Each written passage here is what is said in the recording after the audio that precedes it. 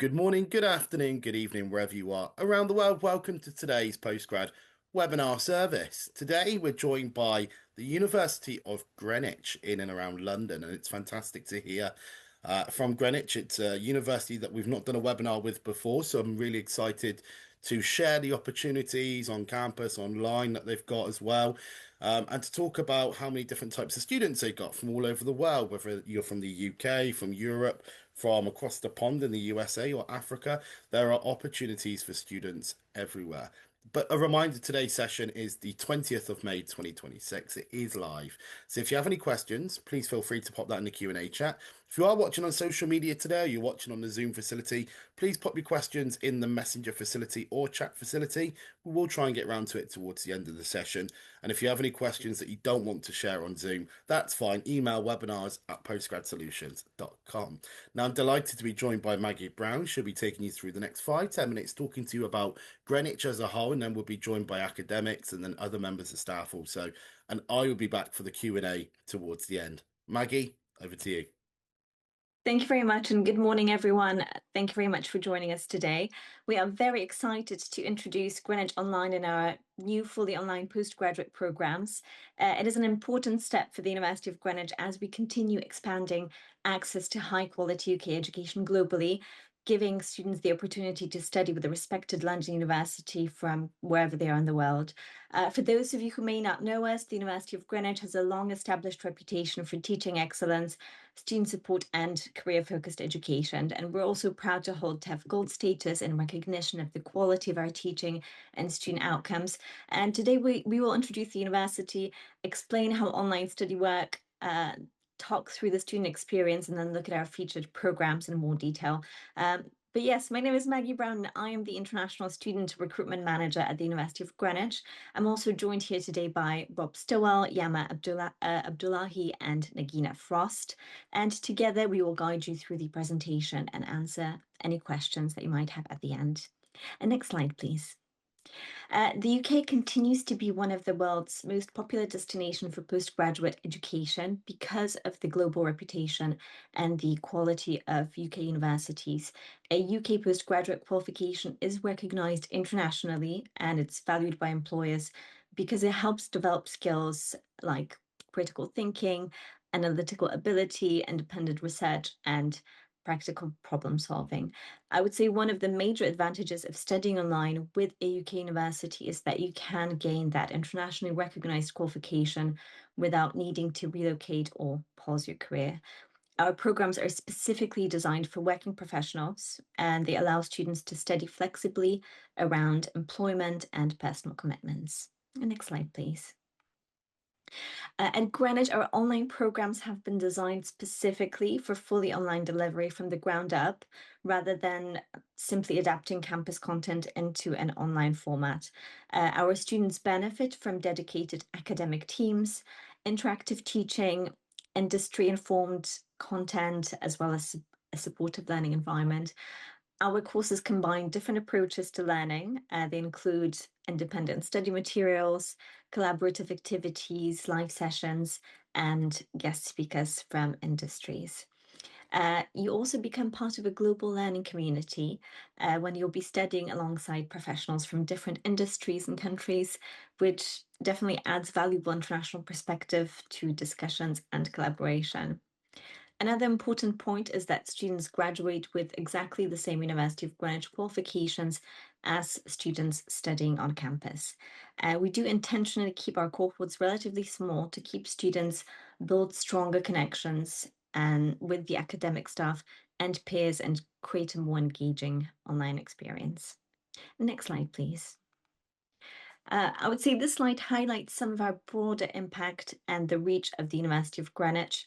As a university, we have a very diverse international community, strong graduate outcomes, and partnerships across multiple industries and sectors globally.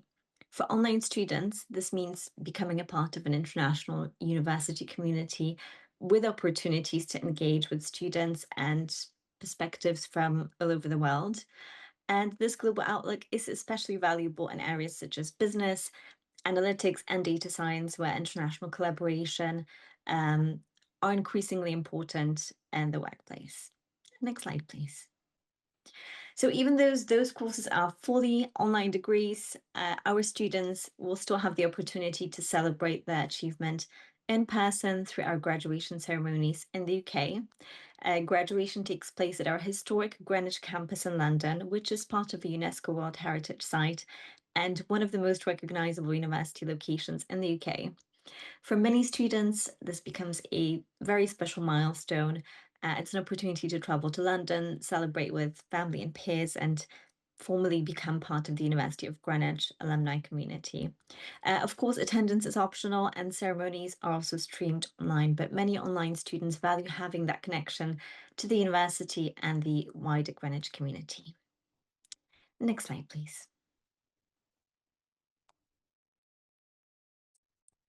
Thank you, Maggie. So how does online study fit around your work and personal commitments?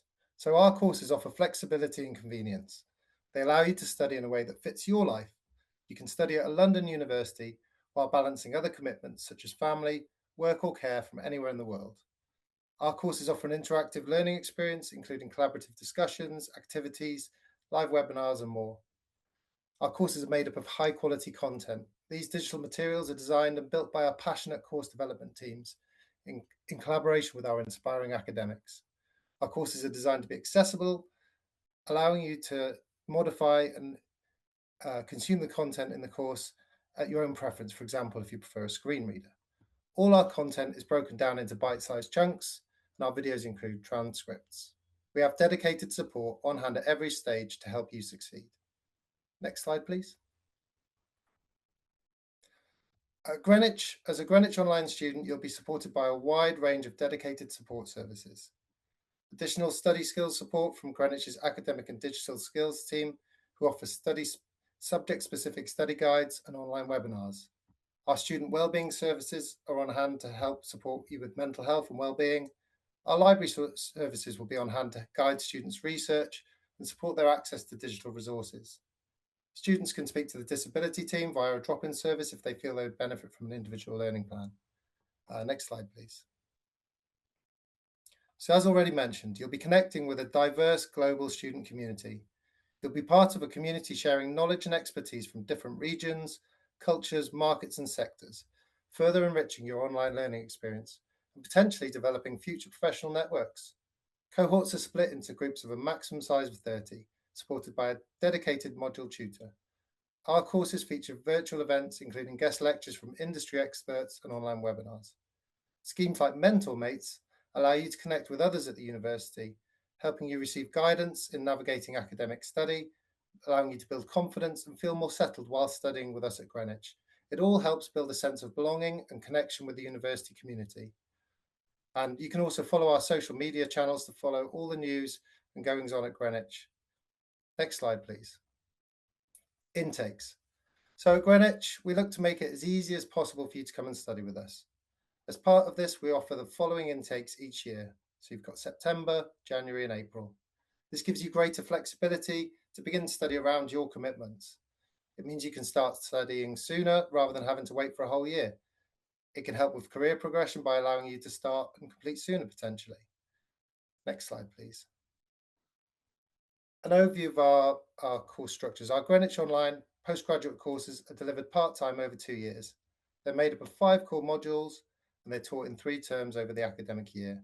30 credits is offered per term, and each module is 30 credits other than the final project module, which is worth 60, and that one's taught over 2 terms. Next slide, please. Fees and awards. So tuition fees for Greenwich Online programs are paid module by module, helping you spread the cost of your studies. No upfront deposit is required. Each 30 credit module currently costs £1,850 plus any applicable local taxes. And the final award is made up of 180 credits. Payments can be made securely through Flywire, our university payment partner, and they allow you to pay in your local currency using secure and trusted methods. And it's support on hand if you have any problems. Also, a flexible instalment plan could be available through Flywire after registration. Next slide, please. So to recap, our programs have been designed from scratch to be fully online. They've been proudly developed by a talented team of professionals with years of combined experience in development and delivery of online courses. Our courses have been designed as part of our new curriculum framework, ensuring these programs are high impact, delivering skills and knowledge that are relevant in industry and will help you become a powerful agent for change. Ethical and well-being considerations are also designed into our courses to set you up to succeed and meet your ambitions. Within our programs, we recognise the opportunities that new technologies such as AI present, and our students will learn how to utilise these tools in a responsible and impactful way. Next slide, please. So I'm just going to briefly talk a little bit about our International Business MA. The International Business MA Online is designed to develop the strategic insight, global perspective, and leadership capabilities required to succeed in today's interconnected and dynamic business world. Next slide, please. The principles of the International Business Programme are focused around practical industry relevant skills, helping you to develop confidence and the ability to further your career, allowing you to get out of the course what you want to meet your goals. Next slide, please. Through the course, you'll explore key themes such as market analysis, global strategy, global networks for innovation and collaboration, cross-cultural management, business operations and technology, and sustainable business practice. You'll gain a critical understanding of how businesses operate across borders, how to navigate international business relationships, and how to make responsible evidence-based decisions in complex international contexts. Next slide, please. Here we can see more features of the programme and the digital resources and support we provide.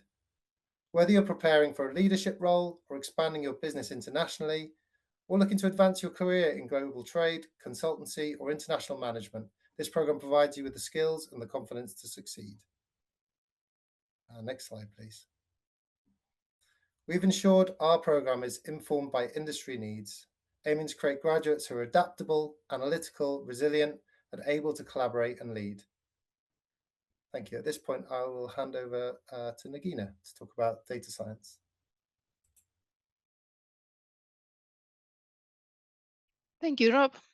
Okay, the MSc Data Science program basically aims to give you the opportunity and the skills which are necessary to analyze data, explore data, and then use it to aid the solve problems and which can help the decision making for business problems and all sorts of areas. So basically, the program is explores the wide industries that could include the um, uh, health industry, for example, the businesses or research and all sorts of businesses as well.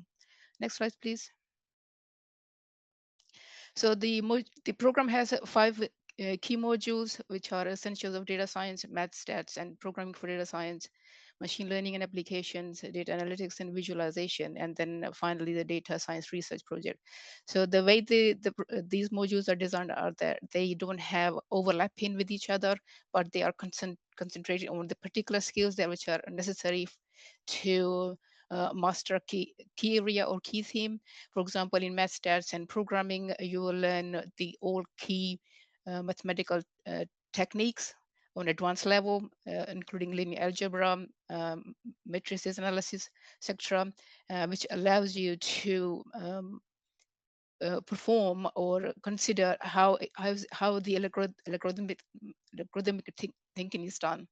Okay. The same is the case with the machine learning, that you will explore how a particular area or scenario-based problems are solved using the incorporating the models and then analyzing the models, performing the predictions, and then actually evaluating those models.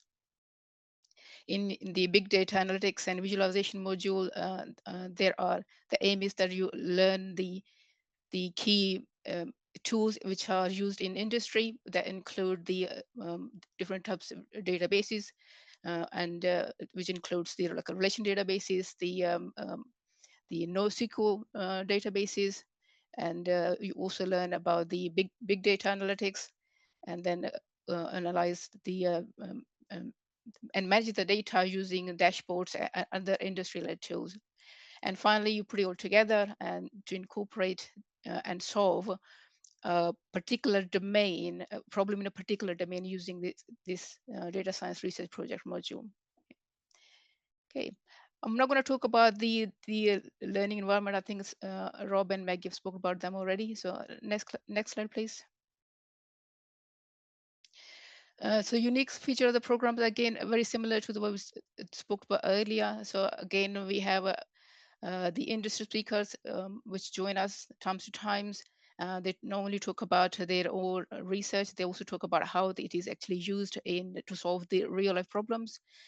You can it is possibility that you could also join the other live events. For example, we have seminars running every Tuesday in our one of our faculty. So it will be possibility to join those where the industry speakers are invited from different areas, different institutions across the world to provide you the insight about the area they work in and how they are relevant in similar to the data science and other engineering domains. Okay, I'm not going to talk about the digital resource. I think we've spoken about them already. So how our VLE will support you as well as the different um, um, mechanisms of support which are available through the employability teams and other technical teams, for example, our ILS department. Okay. Next slide, please. Okay, here you can see the data science remains one of the biggest sort of careers. Okay, and there are different stages that you can join in, and joining at after masters, I think it still is one of the main um, kind of intake as well. So a lot of graduate students with their postgraduate degrees, so they can join in the data science careers, and the options are basically endless. You can be working in any type of industry, like I mentioned before. It could be health industry, it could be marketing, could be businesses, or it could be the research and innovations as well, or might as well be the government, different government, local governments areas, and um, um, and academics as well, academic areas. Okay. I think that's it for me. Is it more? Next slide. Okay, yeah. Thanks. Thank you, Nikina. Hello, everyone. My name is Ziam Abdullahi, and I'll be talking about Business Analytics Program. Now, if you move to the next slide, please. Many of you would be wondering that how is it different to do a data science or business analytics? There's a lot of overlap, but I think the main question for you to understand is that if you want to act as a business strategist, you would choose a business analytics program because it wouldn't involve heavy coding. And if you come from a non-technical background, this is the program that is most suitable for you. Now, the way that we've designed the program, this would address the needs for both students coming from a technical background and students coming from non-technical. And this could also serve for students who would like to have a conversion course. Now, the way that we designed this module, the first module kind of gives a foundation understanding of all the other concepts that is needed in business analytics area. We've also focusing on predictive modeling, which touches with data science. We look in terms of business intelligence, how you can build beautiful dashboards, but also help businesses making informed decisions. And the best thing about this course, the USP, is that we've also embedded a particular module on AI ethics and governance, because a lot of data analysts are tool operators. What we want with our students and graduates to become is to understand the governance of data and how to make informed decisions while taking into account the ethical matters as well. Now, in terms of the enriched learning environment, I think those are the common themes that we have covered. But I think what we could say about the positives of studying online, and I've also seen some questions from social media, is that the academic rigor standards are all the same. But I think the online provides you more flexibility, and you can study anytime and anywhere because all those contents are designed for you to be done in your own self-paced time. And we also have some kind of optional webinars on weekly basis where we can discuss the consolidation, any problems that you might have encountered, and that how that could be solved. And the best thing about this is that you will be focusing on how you can translate the technical data outputs into more tangible business return on investment.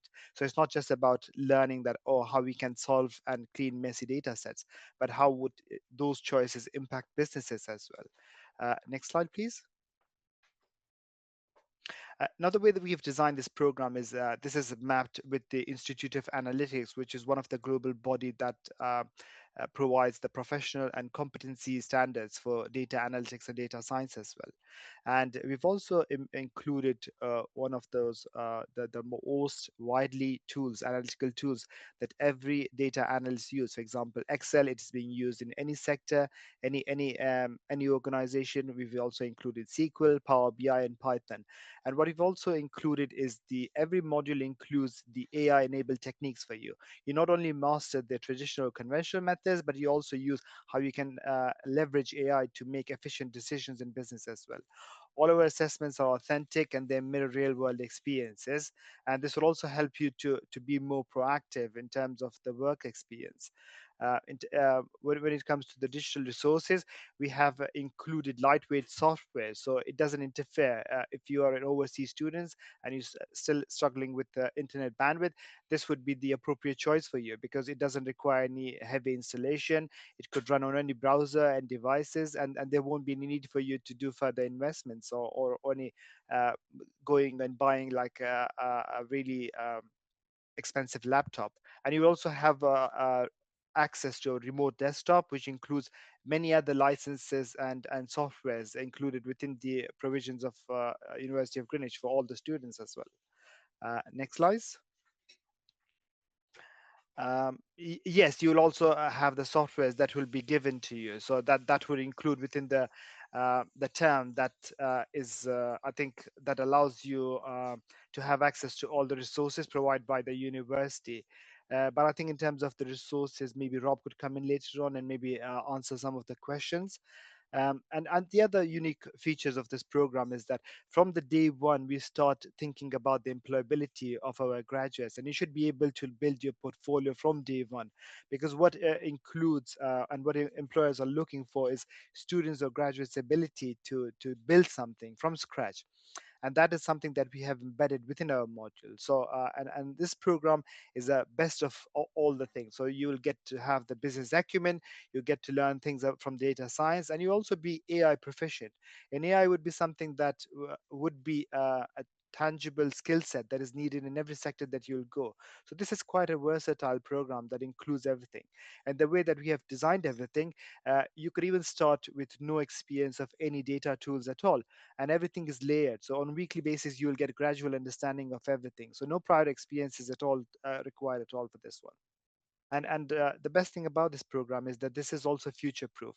It is designed to be flexible enough that includes every trend within the advancement of data science and business analytics as well. And this is quite manageable as well because we only run one module per term. So that gives the professionals who are actually working, those who have professional or personal commitments, to actually do it. And it also includes over a period of 24 months of part-time, and this is also manageable for everyone. And we not only include the regulations of the UK, but it also focuses more on borderless regulatory standards.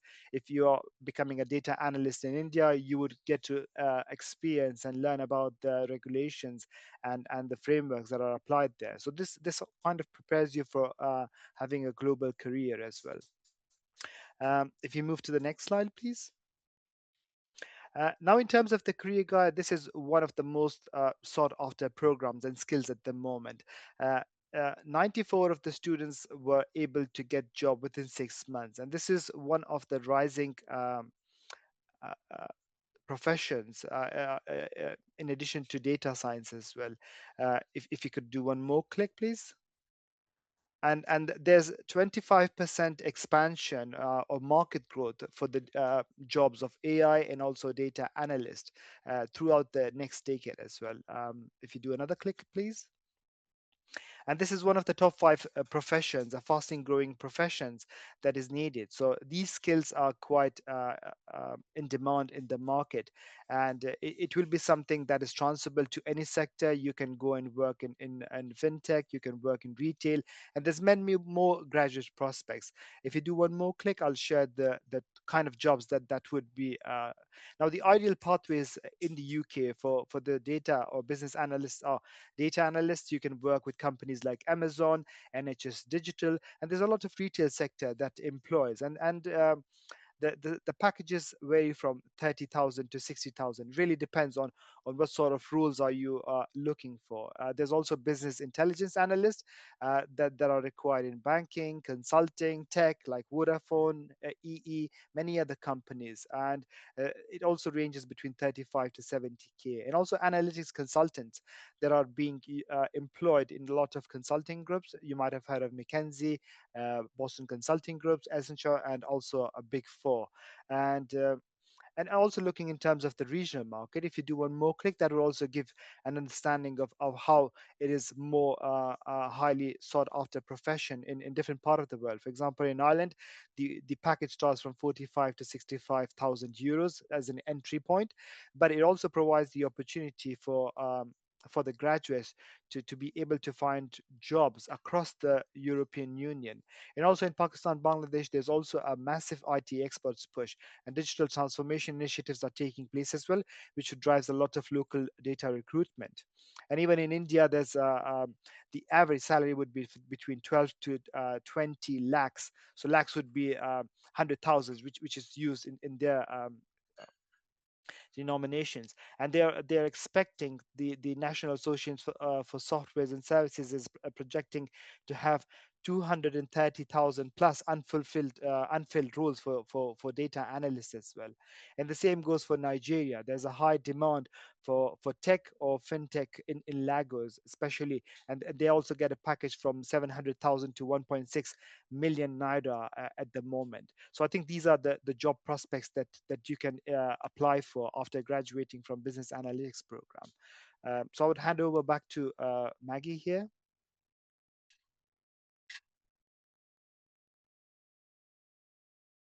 Thank you very much. In terms of entry requirements, we do understand that qualifications and grading systems vary internationally. So the university uses country-specific entry criteria. So on this slide, you can see examples for several key countries, including India, Pakistan, Bangladesh, and Nigeria. In general, students are expected to hold a recognized bachelor's degree that would be equivalent to a UK undergraduate qualification. We do also try to make the English language process as accessible as possible. So, for example, students from countries such as Nigeria and India might be exempt from IELTS if they meet the required English grades in the recognized secondary school qualifications, such as WIAC or Standard 12 English. If students are unsure about their eligibility, our admissions team is very happy to review qualifications individually and provide some guidance once you submit your application. And moving on to the application to the next slide. The application process is designed to be very straightforward and it's fully online. So students apply directly through the University of Greenwich website, and they typically submit academic transcripts, certificates, proof of English language ability if required, a personal statement, CV, and a copy of your passport. So our admissions team might request additional information depending on the application, but we aim to keep the process as simple and supportive as possible. And next slide, please. Once the application is submitted with the required documents, we aim to provide an initial decision and an offer within around 10 working days. Students can then move forward with module fee payments and registration. One important distinction with Greenwich Online is that these programs are studied remotely from your home country, so there is no CAS or UK student visa process involved. And that makes the process significantly simpler and allows students to begin their studies without needing to relocate. Right, the next slide, please. Right, so this brings us to the end of our main presentation. I would be very happy to answer any questions that you might have about the programs, studying online, admissions, or student support. So Thank do you, please Maggie. let us know. Really appreciate it, and thank you for your time there as well. Yeah, we'll point some questions in your direction. If you feel like any of the others that are presented need to come on and talk, then feel free to invite them on. We did have some questions around online study. There is this kind of old myth that I'm sure we've all kind of heard of, that online study doesn't have the same impression on a CV, resume, job application that an on-campus let's say program would have. in certain countries, I think that has been true. China's been one of them in the past. Is that now no longer the truth? You know, does it have the same kind of standing? Is it as important? Does it matter still or not? And you know what? I would say that's a very, very valid concern to have. But the answer to that, I think, shortly would be yes. The qualification that you do receive is the same as the University of Greenwich degree, as the on-campus students would receive. The only and the key difference, I would say, is just the mode of delivery. So you study fully online with the flexibility to fit learning around work and other commitments, but the academic standards, the teaching quality, and the university support remain the same. I would also say on your degree certificate, again, it just states your degree. It doesn't state that you have studied online. So if you're thinking about that having, any impact on employers or the impression that makes, that really wouldn't make any difference. Mm. You'll still be learning from the University of Greenwich academics, engaging with fellow students from different countries as well, and still gain a recognized UK qualification from the university, just in a more flexible format designed for working professionals and international students. And these that sort of mode of study is becoming more and more popular. It is, and it's very flexible. If Mhm. we can touch upon why it's become popular and the intricacies of it, one of the concerns I've heard students say in the past about online learning is how am I made to feel as part of a team? Obviously, when you're on campus, it's very much you're in a classroom, you're involved with other classmates, students. How do you go about making, and I know we've alluded to it already a little bit, but how do you go making sure that a student is included? They feel like they're part of a wider team. They feel like actually they're part of a project which they need their classmates for, even if it's online. I will let either Rob or one of the academic Yeah. staff answer that, because we do have some, the course is designed in such a way that it does allow interaction. But yeah, I'll let Rob Yeah, Rob, answer far that. away, please do. Sure, yeah, no, I'm happy to comment on that. Obviously, as we mentioned, the way the courses are designed, we've intentionally kept the cohorts small so that there's plenty of opportunity for the students to interact and get to know each other. We've got module tutors assigned to each cohort group to help facilitate any sort of discussions. And as we mentioned, I mean, I don't know if one of the academics wants to give a specific example they might have. Obviously, the way we're designing the courses is all around enabling opportunities for those sort of collaborations and interactions, and we're really keen to allow the students to learn from each other's contexts, so to diversify their experience and add an extra layer of richness to the qualification they're getting, and potentially, as I mentioned earlier, lead to future professional networks and things like that. Because we've had to, we anticipate some really diverse backgrounds coming into the courses, really. Yeah, and Rob, if someone is struggling, because it's natural, people will struggle at times, and I think that's what students tend to forget is actually it's not easy. You pay a lot of money, it's good education, it's strong. Um, what's in place in terms of I'm struggling, whether it be mentally or whether it be academically, to get them back on track? Because obviously, it can be a lonely place sometimes, can't it? If you are struggling and you're falling backwards. I know you've kind of touched upon it a bit there, but what academic wise is in place to make sure that you do maintain those standards?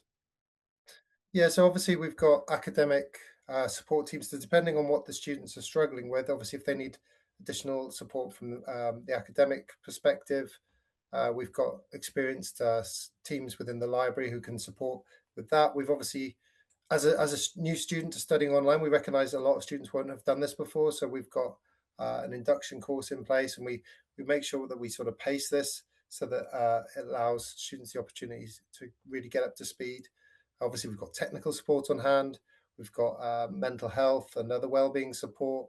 So there's a range of services available. Greenwich has got a strong reputation for enabling people to succeed, and we're kind of Mm. proud of our work in this area. And a lot of our on-campus teams already deliver a lot of support online, so there isn't really an issue for our online students accessing any of that.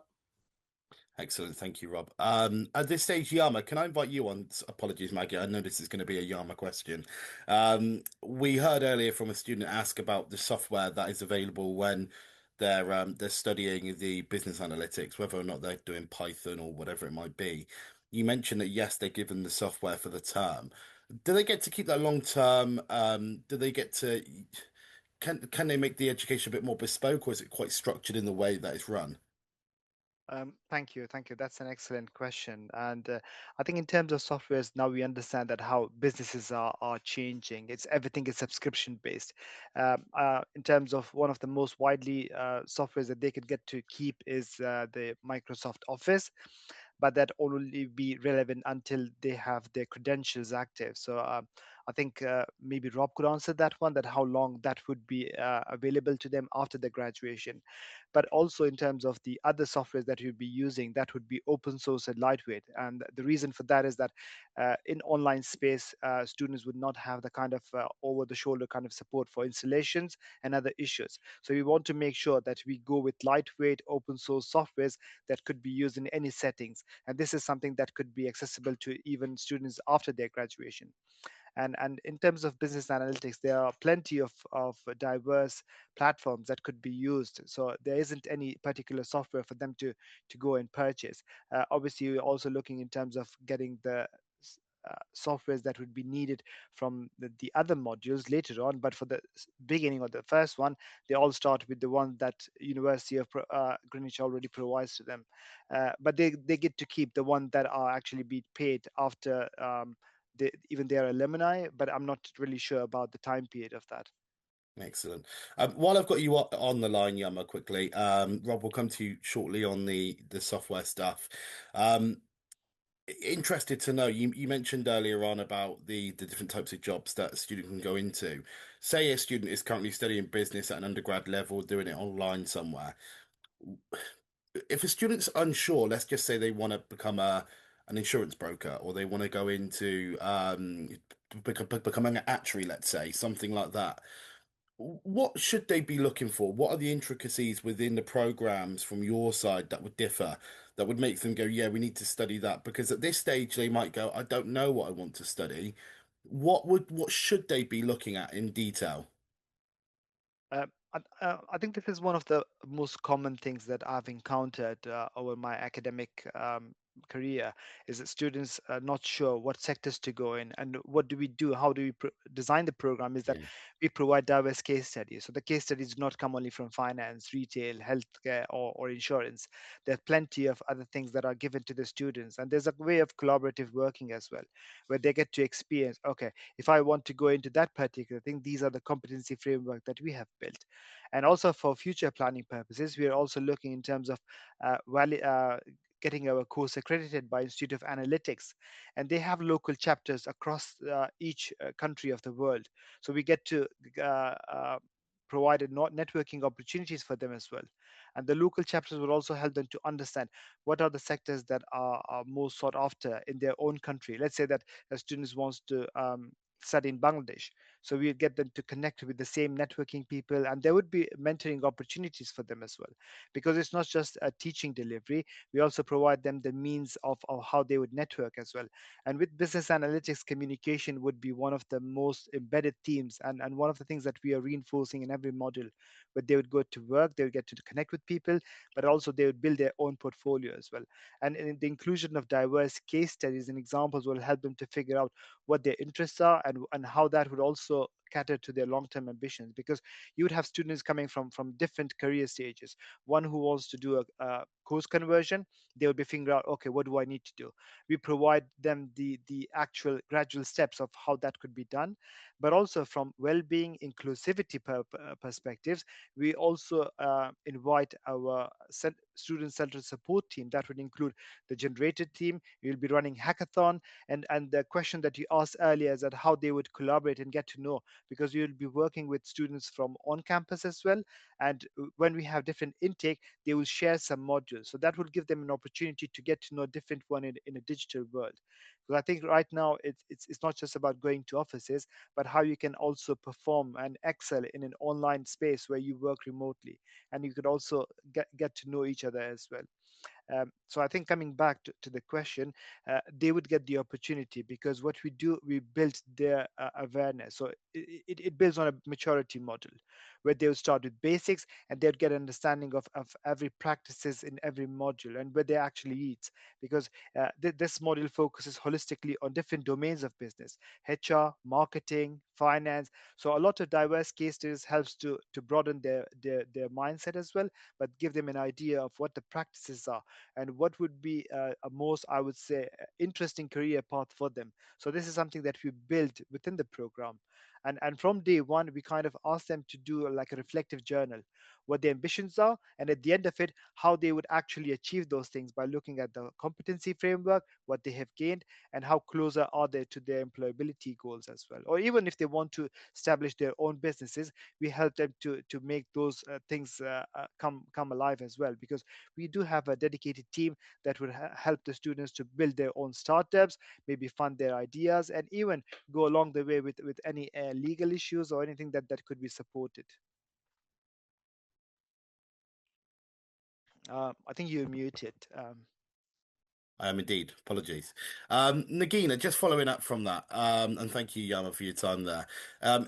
So, Nagina, if I could just invite you on quickly, just to follow up from a data science perspective, because there will be so many different job opportunities if you do a data science master's. You know, you could become, people seem to forget you can do data science in architecture, agriculture, horticulture, whatever it might be. Um, would you recommend a student know the discipline they want to go in before they apply for the program, or is it something that they can go in with their eyes open? No, no, not necessarily. So, for example, from my own area, I do quite a lot of research in the machine learning as well. So, as the Yeah, data, so my background is mathematics, programming, as well as data science. So, I do quite a lot of research in data science as well. So, there is not a particular area that I could say my skills can go into. So as such, I've been exploring the financial sides of it. So I incorporate the mathematics heavily into the area, and then also apply machine learning to it.